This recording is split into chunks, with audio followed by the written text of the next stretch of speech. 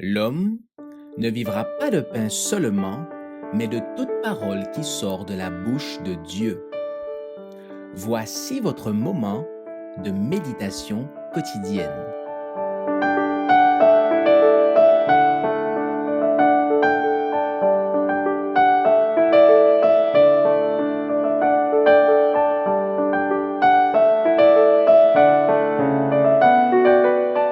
Le sabbat, signe d'alliance, le 28 mai. Les enfants d'Israël observeront le sabbat en le célébrant, eux et leurs descendants, comme une alliance perpétuelle. Ce sera entre moi et les enfants d'Israël un signe qui devra durer à perpétuité. Livre de l'Exode, chapitre 31, versets 16-17. Lorsque le Seigneur délivra Israël d'Égypte, il lui remit sa loi et lui fit savoir que l'observation du sabbat le distinguerait des peuples idolâtres. Comme le sabbat était le signe caractéristique d'Israël lorsqu'il sortit d'Égypte pour entrer dans la Canaan terrestre, de même ce jour est le signe distinctif du peuple de Dieu au moment où il se dispose à entrer dans la Canaan céleste. Il indique les liens de parenté qui unissent le Seigneur et son peuple. Par lui, on reconnaît que celui-ci honore sa loi.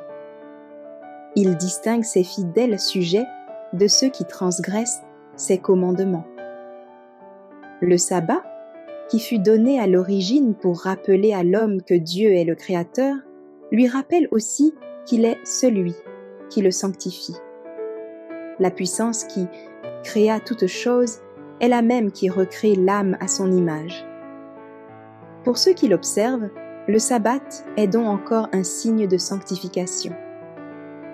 S'ils sont réellement sanctifiés, ils rentrent dans l'harmonie divine, leur caractère est semblable à celui de Dieu. La sanctification est communiquée par la soumission aux principes qui sont l'expression du caractère divin. Le sabbat est par conséquent le signe de l'obéissance.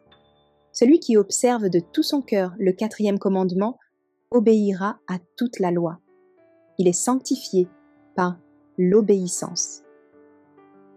À nous comme à Israël, le sabbat est donné comme une alliance perpétuelle. Pour ceux qui l'honorent, ce saint jour est un gage de la fidélité de Dieu à son alliance. Il se rattache à la chaîne d'or de l'obéissance dont chaque maillon est une promesse. Seul le 4e précepte du décalogue porte le sceau du grand législateur, du Créateur du ciel et de la terre. Les observateurs de ce commandement peuvent se réclamer de son nom et jouir de toutes les bénédictions qui en découlent. Le sabbat n'a perdu aucune de ses significations. C'est encore le signe entre Dieu et son peuple, et il en sera éternellement ainsi.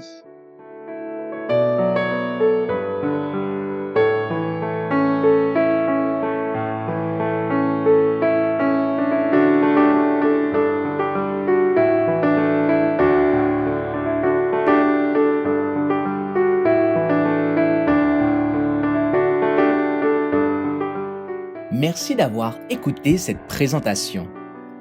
Assurez-vous de nous rejoindre demain pour votre moment de méditation quotidienne avec lereste.org.